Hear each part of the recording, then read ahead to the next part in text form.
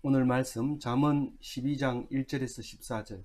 훈계를 좋아하는 자는 지식을 좋아하거니와 징계를 싫어하는 자는 짐승과 같으니라. 오늘 말씀은 계속해서 솔로몬의 잠언을 이야기하고 있는데 22장까지니까 엄청 많죠. 이제 그만 읽었으면 좋겠다 이렇게 생각하는 사람이 혹시 있을지 모르지만 자세히 읽어보면 아는 거지만 생각나게 하는 말씀, 귀한 말씀이니까 정신을 집중해서 우리가 묵상해 보도록 하겠습니다. 오늘 대조법으로 전부 기록을 했으니까요. 지금까지는 이렇게 대조법으로 해도 은혜가 됐지만 지금은 너무 대조법으로 하니까 그냥 넘어갈 수 있어요. 그래서 중심을 잡아야 돼요. 안 잡으면 이게 지금 무엇을 강조하고 있는지 모릅니다. 이 1절은 뭘 말하고 싶은 거냐 하면 성도는 이런 말입니다.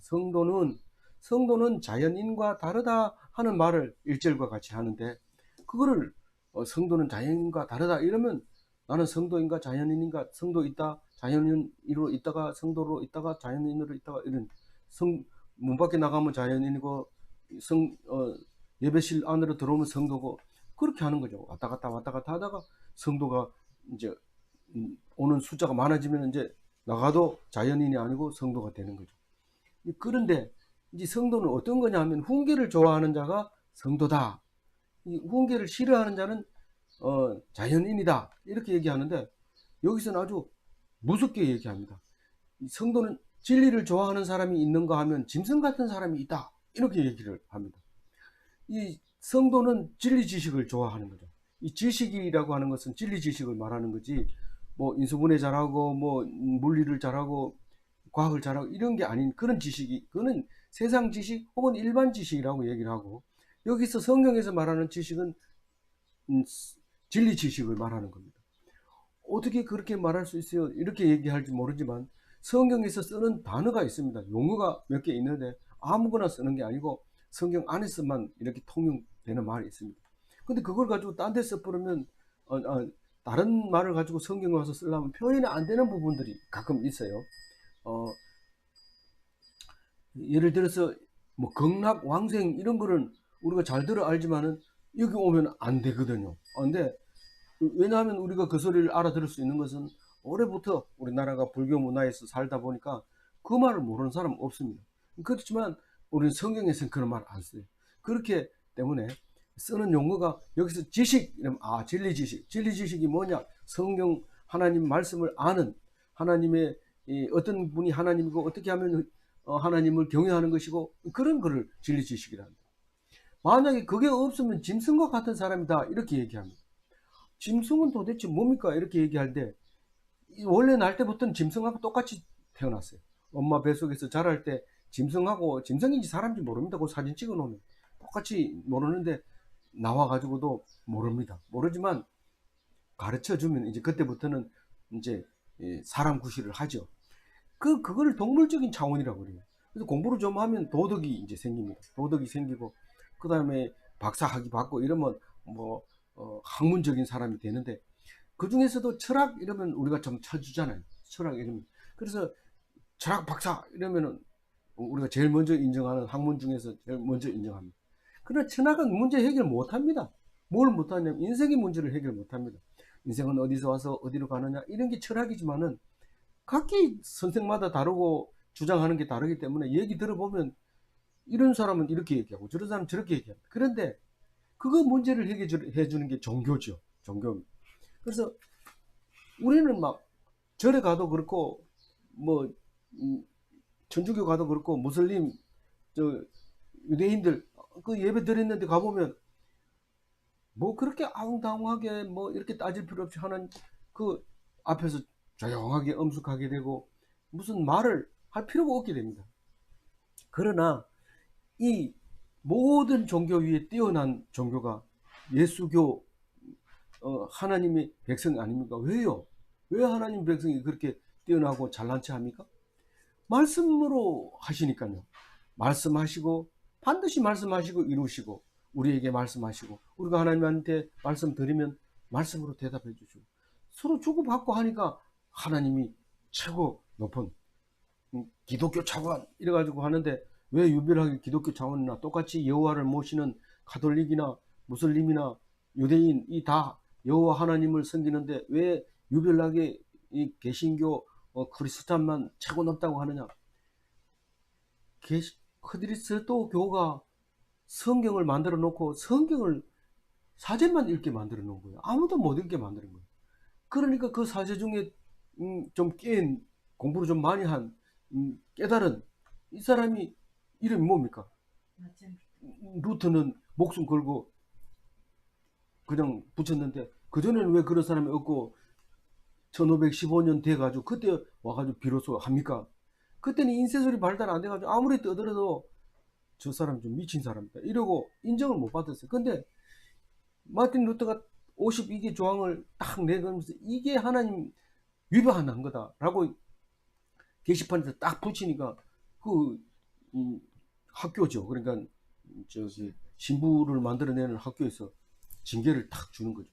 그거 가지고 친구가 저기 친한 친구가 그 루터를 마차에 싣고 도망가가지고 아무도 모르는 곳에 딱 숨겨놨으니까 살았지 죽었어요.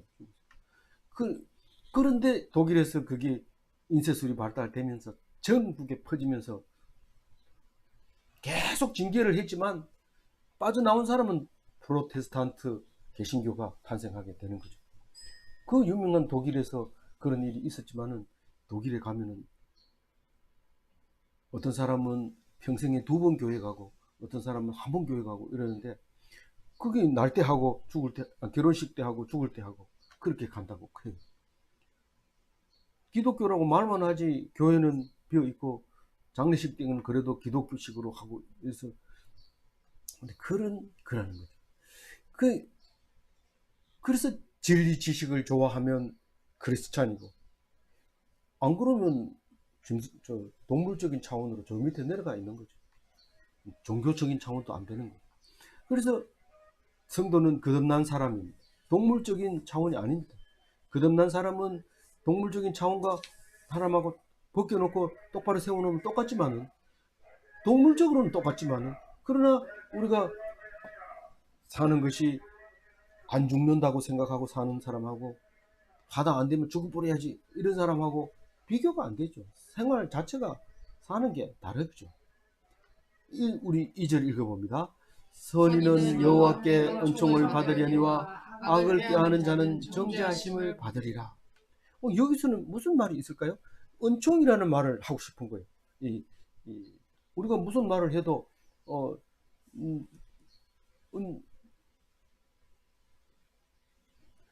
우리가 착각은 자유고 망상은 해수욕장이다 이러니까 웃으면서 좋아하는데, 무슨 얘기를 하고 싶은 거예요? 사실은 망상 해수욕장을 얘기하고 싶은 게 아니라 착각은 네 마음대로다 라고 얘기하는 것을 하고 싶은데, 그 말 가지고는 잊어버리고 또 까먹고, 말을 그때 좋은 말이 생각났는데 뭐지 이런데 자동으로 튀어나오는 거예요. 착각은 자유고 망상은 해수욕장이다 이러니까 니 착각하고 있네 이 말을 그렇게 내가 착각하고 있다고, 아니 잠언에 그런 말이 있다고 이렇게 얘기하는 거죠. 그러면 싸우지도 안 하고 참 지혜롭게 그 말을 할 수 있는 그게 잠언이죠. 뭐 이러니까 이렇게 해라, 일찍 일어나라, 뭐 먹을 때는 요걸 먹어야지, 잘 때는 뭐 해야지, 왜 잔소리 하냐, 뭐 이런 그런 것을 하지 않고 잠언을 얘기하면 그게 자동으로 그게 다 해결이 되는데, 그걸 안 하고 자꾸 이래라 저래라 하니까 싫죠. 차라리 성경 읽어주면 반응이 좋죠. 그리고 다 알아듣는 말이죠. 그래서 오늘 말은 2절 말씀은 은총을 얘기하고 싶은 거예요. 은총 반대말은 뭘까요? 정죄하는 거예요. 무슨 말이냐 하면 남에게 은총을 내릴래 네가 정죄를 할래 그렇게 말하는 거예요. 은총을 내리는 게 좋아요, 정죄하는 게 좋아요? 좋고 나쁘고가 아니고, 이 좋고 나쁘고 얘기하면 또 나중에 그게 좋은 꿈이에요 나쁜 꿈이에요 이렇게 묻기 때문에, 그거는 그 꿈으로서 무슨 말씀을 합니까 라고 물어야 되지, 그게 좋은 꿈이에요 나쁜 꿈이에요 이렇게 물으면 안 되죠. 어떤 성경에도 이런 생각이 드는데 그게 좋은 거예요 나쁜 거예요 이렇게 물으면 안 되고, 그게 그런 꿈을 꾸는데 무엇을 말씀하고 계실까요 이렇게 물으면 우리는 생각하게 되죠. 그런데 우리가 은총을 내리는 게 옳습니까? 하나님이 은총을 내리라고 하는 걸까요? 정죄하라고 하는 걸까요? 은총을 내리라고 하는 거죠. 여기서는 선인은 여호와께 은총을 받으려니와, 선한 사람은 은총을 받는 거고 악을 꾀하는 자는 정죄하심을 받는다고 얘기했어요. 그런데 왜 어떤 걸 하는 게 좋습니까? 라고 얘기합니까? 우리가 하나님을 닮았다면 남을 용납해야 돼. 이 다른 성경은 받는 것이 아니고 용납하는, 그 하나님이 용납하는 거, 이렇게 표현을 됐어요. 그래서 하나님이 용납할 사람이 있고 정죄하는 사람이 있고 그렇게 했다고 얘기를 합니다. 우리는 하나님이 하는 그를 그대로 배우는 것이 성경 말씀입니다. 그러니까 이게 용납하면 의인이고 용납하지 않으면 악인이고, 용납을 받으면 의인이고 정죄함을 받으면 악인이고, 그런 겁니다. 왜냐하면 하나님을 닮았기 때문에 그렇단 말이에요. 그 창세기에 나오는 얘기죠. 그래서 하나님의 기쁨이 되면 하나님이 용납하는 거고, 내가 기뻐하면 하나님이 나를 용납한 거고, 그렇습니다. 이 다윗은 전쟁에 나가서 지고 오면은 대성통곡을 하면서 하나님 앞에 통곡합니다. 내가 하나님을 의지하지 않고 내 실력으로 나가서 이렇게 망했습니다. 하나님 용서해 주시고 절대로 그런 일이 없도록 해주세요. 이렇게 기도하고 이기면 하나님 감사합니다. 나를 잘하지도 못했는데 나를 옳게 여겨주시고 원수의 앞에서 부끄러움을 당하지 않게 해주셔서 감사합니다. 늘 그렇게 기도를 하죠. 그래서 우리가 다윗의 기도를 해야 되는데 그래 못합니다. 유대인들도 압니다. 그러나 다윗의 기도를 하는 사람이 유대인 중에서도 많지 않습니다. 그리고 그렇게 다윗 하면서 아직도 다윗의 후손을 기다리고 있는데, 예수님이 이미 왔는데도 그 사람들은 계속해서 다윗의 후손을 기다리고 있는 사람들이죠. 우리는 예수님 오는데 뭘 기다리냐? 예수 다시 오시겠다 하는 재림 예수를 기다리고 있는 거죠. 그래서 그 반대말은 악인은 패망한다. 하나님이 악인을 망하게 하기도 하지만 우리가 아이고 망했다 이런 거 망하는 거예요. 네 말한 대로 네 입대로 그대로 망하는 거야.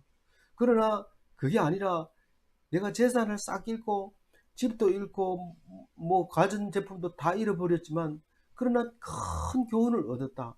왜 우리를 잘 살게 했다가 망하게 하는 하나님이신지 이제 알았다. 하나님이 내가 있다는 것을 알게 하려고 했는데 참 하나님 아는 게 너무 비싼 값을 치렀다.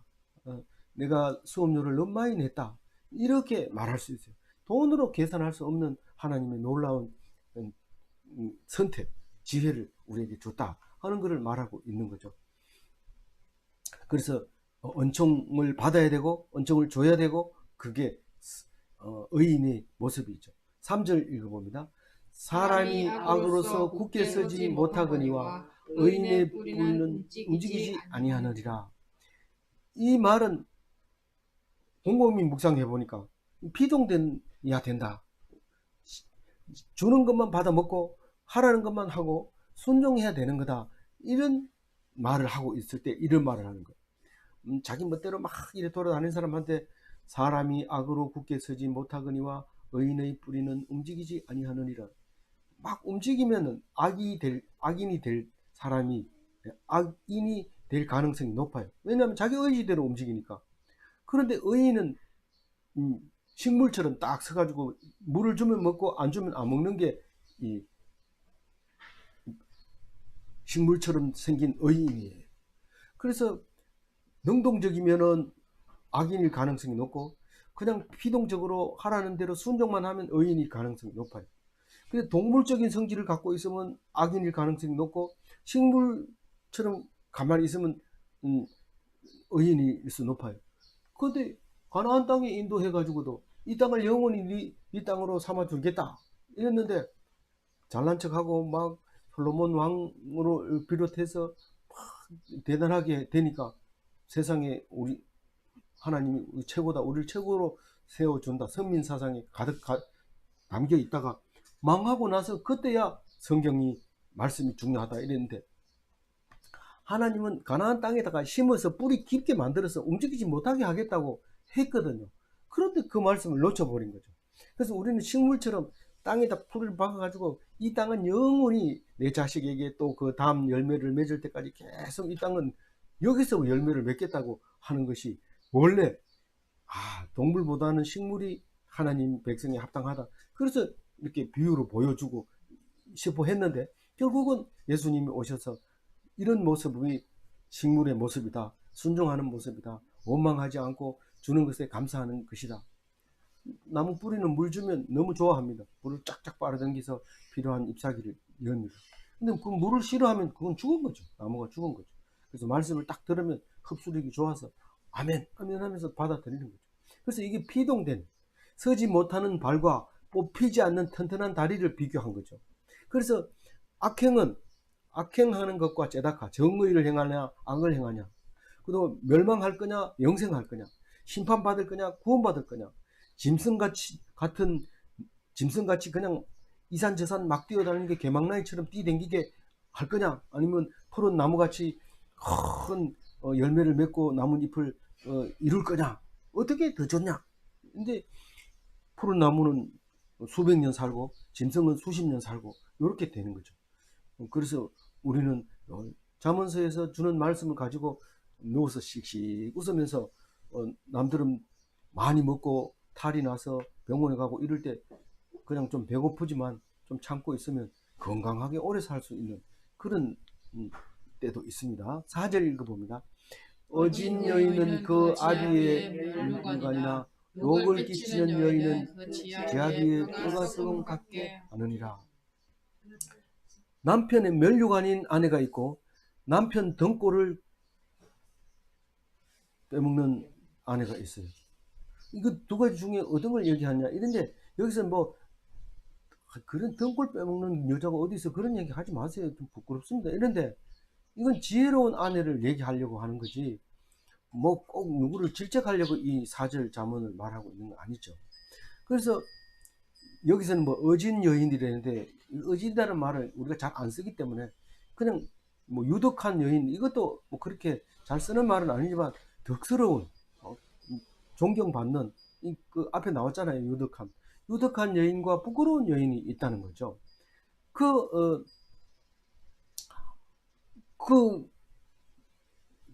부끄러운 여인은 남편을 욕하면서 돌아다니고, 유덕한 여인은 남편이 술값 배상해 놓으면 그 갚으러 댕기고 이런 거죠. 그래서 나는 시원찮지만 내 아내로 인해서 참, 난 이 멸류관 안 보이냐? 너희들이 보기에는 내가 시시해 보이냐? 내 주머니에 돈은 없지만 너들 돈 나한테 먹는다. 멸류관을 쓰고 있으니까 어서 오세요. 이렇게 대접받게 되는 거죠. 근데 잘못하면 아내가 남편을 욕보이게 되는데, 그런 아내가 있다.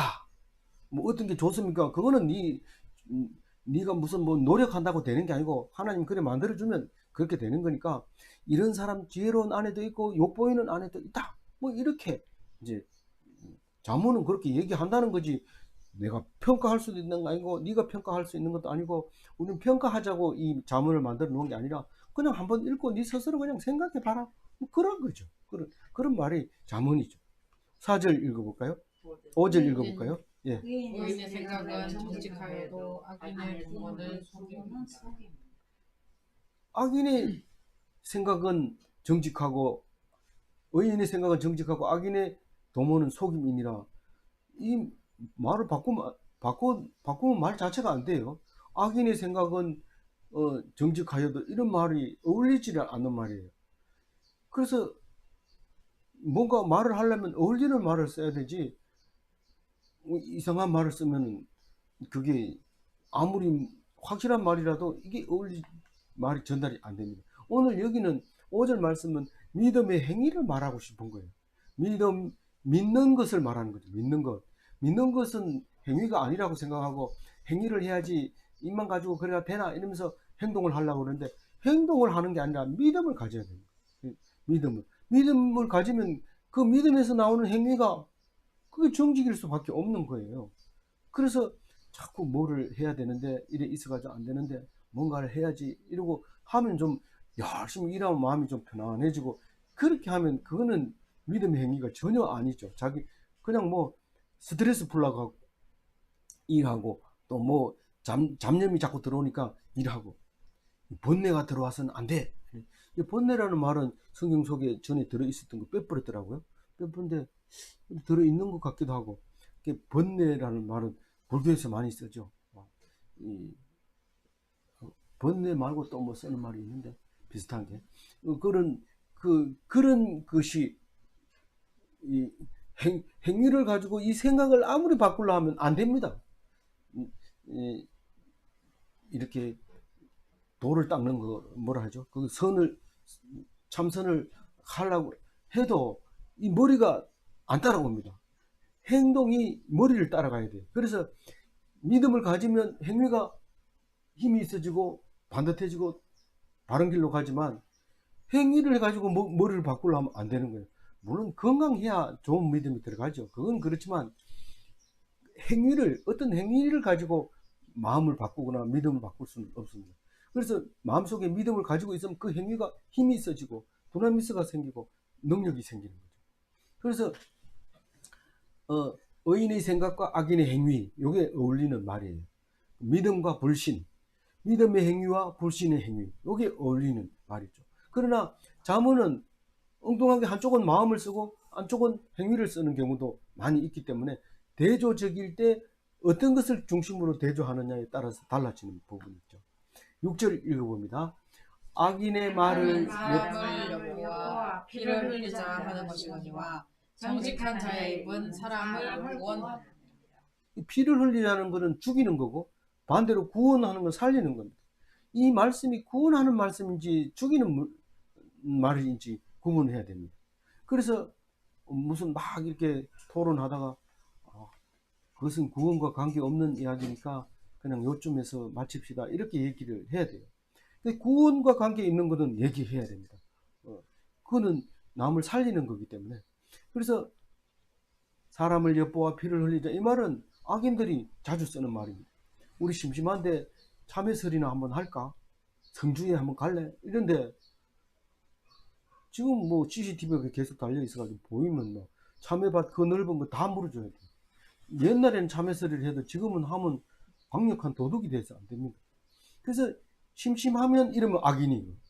뭐 바쁘 심심할 때가 어디 있어요? 말씀도 지금 읽을 새가 없어가지고 틈틈이 읽는 판에 심심할 새가 어디 있어요? 우리 심심한데 고스톱이나, 아니 고스톱은 뭐 아주 일삼아 치는 사람도 있긴 있더라고요. 아주 고스톱 치러 가기도 하고 뭐 이런데 심심하면 일이 생기는 거예요. 그러니까 그게 다른 거예요.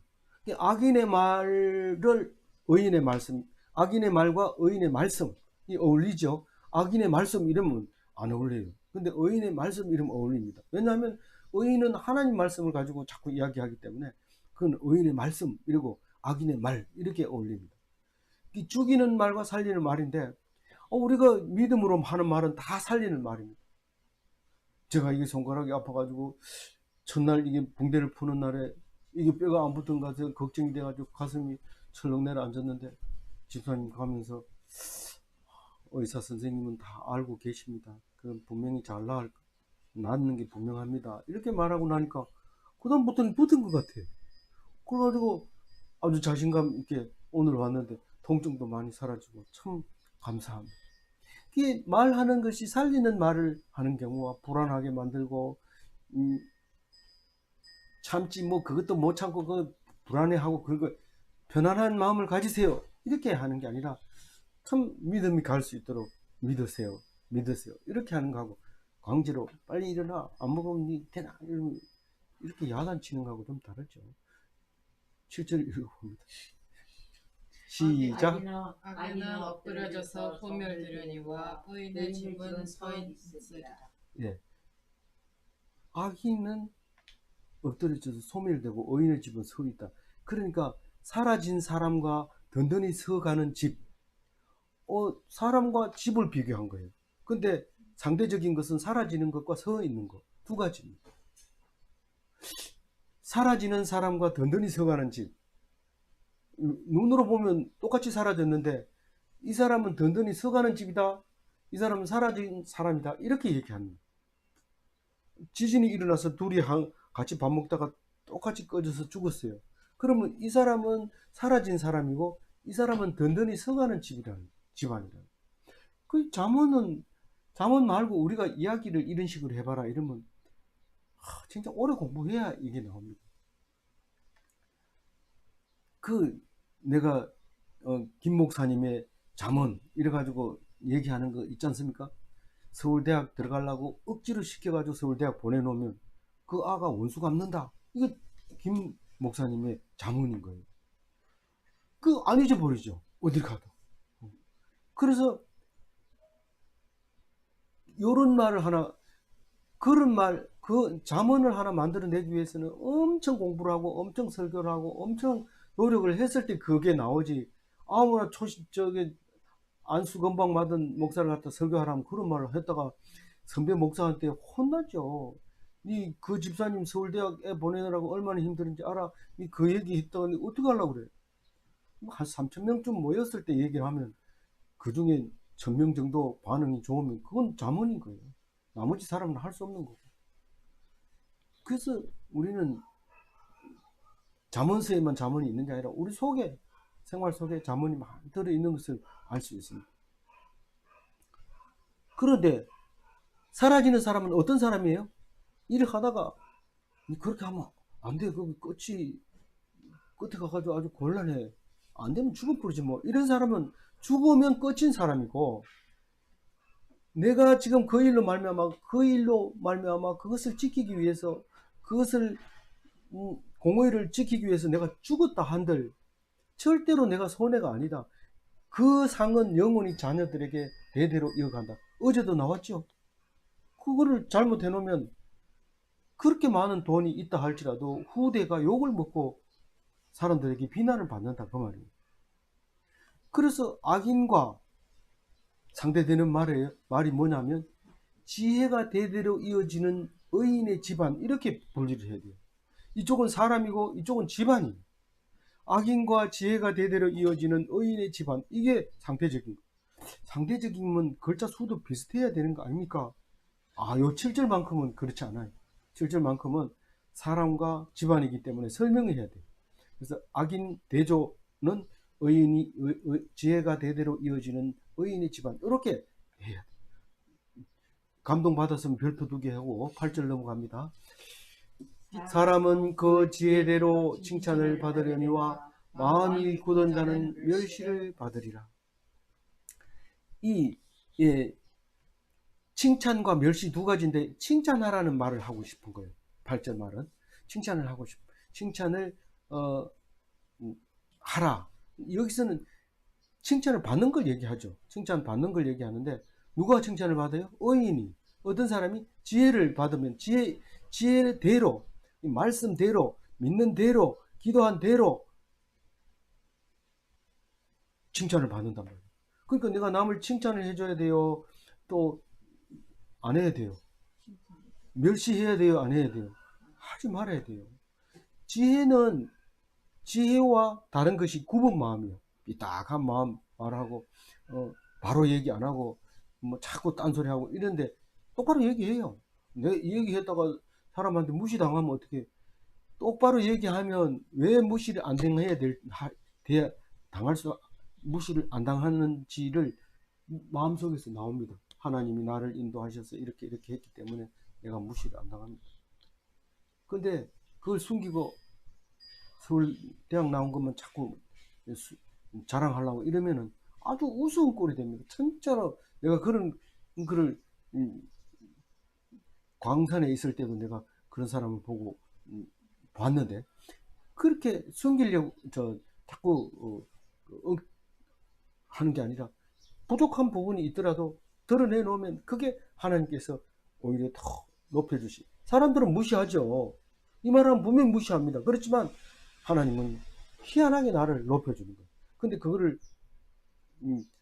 자랑할 것만, 세상 자랑만 자꾸 꺼내놓으면 낮아지게 되는 거예요. 그래서 이 순종과 폐역, 정직과 악행, 지혜와 구분 마음, 말씀과 관계, 칭찬과 멸시, 요거를 말씀하고 싶어서 하는 겁니다. 그래서 입만 열면 칭찬해주고 사람 멸시하면 입 닫아버리고, 안 나올 수가 없죠. 멸시가 나오지만은 그래도 입을 탁 다물고 칭찬해주면 그런 멸시를 해도 시원찮을 텐데 칭찬이 나오다니 이렇게 해서 사람을 감동을 주게 되는 거죠. 9절 읽어봅니다. 비천이 여김을 받을지라도 종을 부리는 자는 스스로 높은 채 하고도 음식이 핍절한 자보다 아니라. 뭐 비천하면서 종을 부리는 사람이 어디 있습니까? 이렇게 말하지만 종을 부린다고 하는 것은 그만큼 자기를 따르는 사람, 그리고 자기 말에 자기 대신에 일을 해주는 사람이 있습니다. 근데 그 사람이 왜 그 방금 8절에 얘기할 때도 말하지만 별 볼일 없는 사람이에요. 그래서 다 알죠. 딴 사람들이 다 알지만 그래도 그 사람에게는 종이 있어요. 종이 있어요. 근데 종은 얼마든지 있을 수 있어요. 돈 좀 사면 되기 때문에 얼마든지 있을 수 있는데 비천해도 상관없어요. 종이 있으면 종이 있는 사람이 있단 말이에요. 근데 내가 지금 어디 출신이고 우리 선조가 어떤 사람인데 나의 지체를 모르고, 그런데 가난합니다. 우리 어머니가 이 집이 양반 집안이라고 시집이 왔대요. 우리 어머니는 참 외할아버지가 첫 할머니를 얻어가지고 낳은 게 우리 엄마인데 엄마 놓고 돌아가셨더니 그 다음에 계속해서 장가를 여러 사람에게 장가를 갔는데 쪽두리 쓰고 제대로 결혼식 한 게 뭐 3번인가 4번인가 되고 그냥 얻은 여자가 수없이 많대요. 외삼촌도 많고 많은데 그 어머니 혼자서 이제 이모도 있고 많은데 어머니 혼자서 이제 그 동생들을 다 기른 거예요.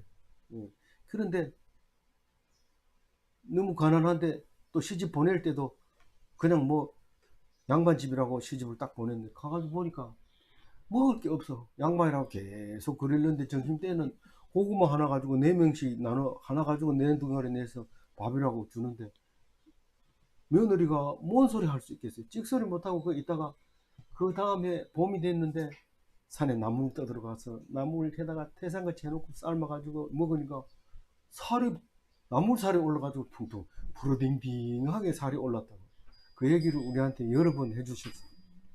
그래서 이 높은 채하고 음식이 핍절한 사람보다 저 백정이 자기 밑에 사람들 저렇게 놔두고 일하는 거 보면 그 일하는 게 낫다는 거죠. 그게 높은 채 하는 그 지체 세상적인 거 아무 가치 없다는 거죠. 그래서 비천함을 견뎌야 돼. 내가 사람들이 무시하면 그걸 견뎌야 되지. 뭐 양반 자격증을 딴다든가 뭐 이렇게 해가지고 될 일이 아니에요. 그래서 비천함은 견디고 그래야 되지. 내가 자고한다는 건 내가 높다는 거. 겸손한 자하고 교만한 자, 비천함을 견디는 자와 자고하는 자. 여기서 봐도 9절에서 봐도 비천하는 것은 견디는 거기 때문에 순종하는 거잖아요. 내가 아무것도 안 하고 그냥 견디기만 하면 돼요. 자고하는 자는 자기가 스스로 내가 높다, 우리 할아버지가 얼마나 높은데 뭐 이러면서 계속 자기 스스로 말 안 하면 안 높아지거든요. 그래 교만해지면 안 되는 거죠. 그러니까 서로 비교하면서 비교하면서가 아니라 요 말은 고를 얘기해요. 견디는 자와 스스로 높아지는 자 이렇게 비교할 수 있다. 그러면 하나님이 보실 때는 왕 같은 사람과 종 이렇게 다른 거예요. 종을 부리니까 왕 같은 사람이죠. 근데 먹어가지고 먹을 게 없어가지고 쩔쩔매고 누가 주면 감사하게 먹고 뭐 그것도 나쁜 건 아니지만 크게 굶는 사람이 그 종이나 마찬가지죠. 그렇게 입장이 다른데 우리는 견디는 거 스스로 높아지지 않는 그게 좋다. 좋다가 아니라 종을 뭡니까 겸손해야 된다 그 얘기를 하고 10절 읽어볼까요? 의인은 자기의 가축의 생명을 돌보나 악인의 긍휼은 잔인이니라. 이 돌보는 것과 잔인한 겁니다. 이 돌보는 것과 잔인한 게 얼마나 다르냐면 돌보는 사람은 짐승까지 돌보지만은 잔인한 사람은 사람까지 죽인단 말이에요. 그런 얘기입니다. 그래서 그리스도인 기독교인들은 이제 선교지에 가기 위해서 비행기를 타고 이렇게 가면은 예수 안 믿는 나라는 산이 민둥산이고 예수 믿는 사람은 불도 산에도 나무가 많습니다. 왜 그러나 그러니까 이 생명을 존중하게 여기다 보니까 짐승도 존중해 주지만 자연 만물도 존중해 주다 보니까 그렇게 풍성하게 돌보게 되지만은 이 내가 왕이다 내가 신이다 이런 나라는 사람을 안 돌보니까 민둥산이 될 뿐만 아니라 사람을 죽이는 것도 숙청하는 것도 아주 쉽게 죽여버리죠. 그래서 돌봄과 잔인함의 극치를 보여주고 있죠. 가축을 돌보는 사람이 있는가 하면 사람을 잔인하게 죽이는 사람이 있다. 그러면서 우리는 돌보는 사람이 돼야 된다. 그래서 얘기를 하고 있는 말씀이죠. 11절 자기의 도시를 경작하는 자는 먹을 것이 많거니와 방탕한 것을 따르는 자는 지혜가 없느니라. 이 경작하는 자와 방탕한 자 이겁니다. 경작한 자는 뭐 땅이 없으면 남의 땅에 가서 막 경작하고 이러면 불법입니다. 여기 불법 경작지가 많습니다. 지나가다 보면 여기는 도로교통법에 의해서 경작하면 안 됩니다라고 해놨는데 그거다 콩 심고 팥 심고 이런 사람이 있어요. 근데 그거는 너무 자기 욕심대로 하는 거고 여기서 말하는 거는 자기의 토지를 경작하는 자.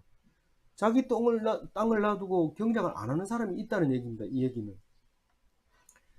그래서 주는 대로 농사를 지으면 먹는 건 지장이 없지만은 그냥 먹을 땅도 놔두고 그냥 제멋대로 오늘 맛있는 거 없나 이러고 맛있는 거 먹고 계속 오늘만 생각하는 사람은 그 비교한 거죠. 그게 다른 데서는 다른 성경에서는 밭을 가는 자와 헛된 것을 쫓는 자 이렇게 표현을 해놨어요. 제가 쓰는 말이 아닌 것이 나오면은 비슷한 게 이상한 말이 나오면 그는 다른 번역에서 따온 거고 제가 쓰는 용어는 한정되어 있습니다. 몇 가지 안 됩니다. 그래서 보면은 미래의 열매를 보는 자, 당장 이익을 보는 자 이런 거는 제가 쓴 거죠. 그래서 미래의 열매를 보는 자는 오늘 배가 고파도 씨를 심습니다. 그래서 참된 농사꾼은 씨앗을 놔두고 굶어 죽는다고 하잖아요. 겨울 보릿고기. 그러니까 씨앗을 심을 때는 안 됐고 먹을 게 없어서 죽는다. 그것은 그러니까 죽어도 저거는 먹어서는 안 된다. 그렇게 했는 거죠. 그런데 그게 문제가 아니고 당장 먹을 거 없나? 그거 씨 심는 걸 봄 되면 심고 먹자 이러고 가지고 그냥 먹어버리면 그러면 이제 지혜가 없는 거죠. 지혜가 없느니라 이렇게 어떤 것이 좋나가 아니라 지혜가 없느니라 이렇게 12절 읽어봅니다. 악인은 우리의 이익을 탐하나 의인은 그 뿌리로 말미암아 결실하느니라. 요거는 뿌리가 튼튼한 자를 말하는 겁니다. 우리가 뿌리가 튼튼한 자는 당연히 이 말씀을 많이 아는 사람이죠. 그래서 누가 뭐라 하면 성경 몇 장 몇 절 탁 얘기하고 이러면 뿌리가 튼튼해서 흔들리지 않죠. 그런데 그게 그거고 그거지만 우리 그냥 다 잊어버리고 뭐 우리 좀 일탈하자 뭐 이러면서 한번 그런데 그 일탈이 무슨 재미가 있어요?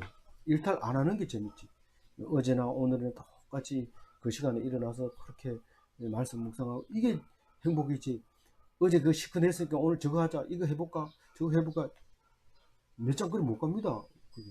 그래서 오늘 뿌리를 튼튼하게 하는 자 그게 12절 말씀입니다.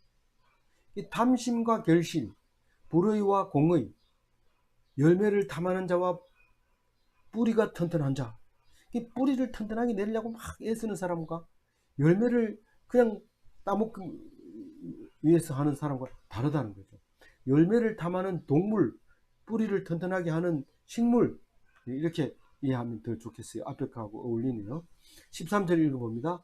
악인은 입술의 허물로 말미암아 그 물에 걸려도 의인은 환난에서 벗어나느니라. 여기는 걸려드는 것과 벗어나는 그 두 가지입니다. 덫에 딱 걸려드는 사람이 있고 덫에 딱 벗어나는 경우가 있습니다. 근데 어떤 사람이 걸려들까요? 눈앞에 보이는 것을 좋아하는 사람. 그러면 먹이를 딱 무는 거죠. 그러면 탁 걸려들죠. 그런데 다른 데 가면은 먹이가 구하기가 쉽지 않아요. 근데 편안하게 놀고 있는데 그 앞에서 아른아른 하는데 요거는 아닌 것 같아. 요런 걸 잡으려면 엄청 밑에 내려가 가지고 잡아야 되는데 요건 여기 또 올라와 있는데 그 맞을까? 이러면은 딱 먹으려 하다가 딱 먹이만 떼고 낚시 바늘은 올라가 버리죠. 근데 덥성버럭 걸려드는 거죠. 근데 걸려들면 이제 그때부터는 도마 위에 올라갈 때 코 끼워가지고 이제 올라가는 거죠. 그래서 속박과 자유, 덫에 걸려든 자와 쇠사슬이 풀린 자, 죄사슬이 풀린 자. 그 의인은 왜 죄사슬이 풀려요? 의인은 죄가 없으니까. 왜 죄가 없어요? 믿음으로 말미암아 죄가 없어져요. 물론 이 잠언서 쓸 때까지는 그런 말은 안 나옵니다. 믿음으로 말미암아 의인이 되는 것은 예수님이 오셔서 믿음으로 의인이 되는 거고, 이때까지는 그런 말을 쓰지를 못하죠. 그래서 어쨌든 의인은 죄가 없어서 죽음에서 자유하게 돼요. 죄에 피동되지 않고 의에 피동이 되는 거죠. 마지막 절입니다. 힘내서 읽어봅니다. 사람은 입의 열매로 말미암아 복록이 족하며 그 손이 행하는 대로 자기가 받느니라. 요거는 입술의 결실과 손의 수고, 요 두 가지를 얘기하고 있습니다. 말로 열매를 맺는 거예요. 말로. 너무 좋죠. 왜냐하면 얘를 안 써도 되고, 예를 들면 한쪽 팔이 없어도 결실을 맺을 수 있어요. 그런데 손의 수고는 한쪽 팔이 없으면 수고해도 뭐 한쪽 팔이 없으니까 남의 반만 하면 안 됩니까? 반을 못해요. 거의 못해. 10분의 1도 못해요. 한쪽 팔이 없으면. 그런데 손의 수고와 입술의 결실, 가치는 입술의 결실이 훨씬 있다. 비교도 안 된다. 그 얘기를 하고 있는 거죠. 복록이라고 하는 것은 복의 목록을 복록이라고 하는데 잘 안 쓰는 말이죠. 어쨌거나 그 입의 열매는 복이 주렁주렁 달려 있고, 손의 수고는 행한 대로 자기가 받는다. 이 말은 말로 얻는 만족과 수고로 얻는 보상, 이렇게 해놨어요.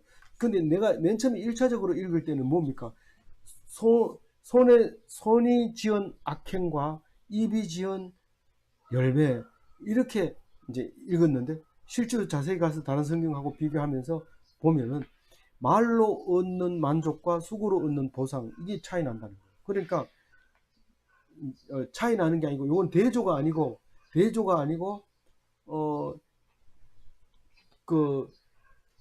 요거는 대조가 아니고 14절 다시 정리를 합니다. 입술의 결실, 손의 수고, 입술도 말을 잘해야 되고 손도 수고를 해야 된다, 이런 말입니다. 이렇게 말로 얻는 만족과 수고로 얻는 보상, 이렇게 되어 있어요. 14절은 조금 어렵긴 하지만 다른 거하고 비교를 해서 정리가 이렇게 된 겁니다. 제가 1절 가지고 정리를 합니다. 하나님의 말씀을 모르면 짐승과 같다. 밖에 나가서 그런 얘기하면 욕먹을 수 있으니까 우리끼리 하는 얘기입니다. 진리 지식으로 거듭나면 성도입니다. 그렇지 않으면 그냥 종교인이죠. 종교인일 수 있는데, 우리는 진리 지식으로 늘 거듭난 성도 되시기 바랍니다. 네, 기도하겠습니다. 하나님 감사합니다. 잠언 말씀을 통해서 우리에게 지혜를 허락하여 주심을 감사합니다. 이 지혜로 말미암아 은혜 되게 하여 주시옵시고, 오늘 하루 종일 말씀 속에서 살게 하여 주옵소서. 입으로 귀한 열매 얻게 하여 주옵소서. 오늘 잠자리 들 때까지 주님 함께 하여 주실 줄 믿사옵고 감사하며 우리 주 예수 그리스도 이름으로 기도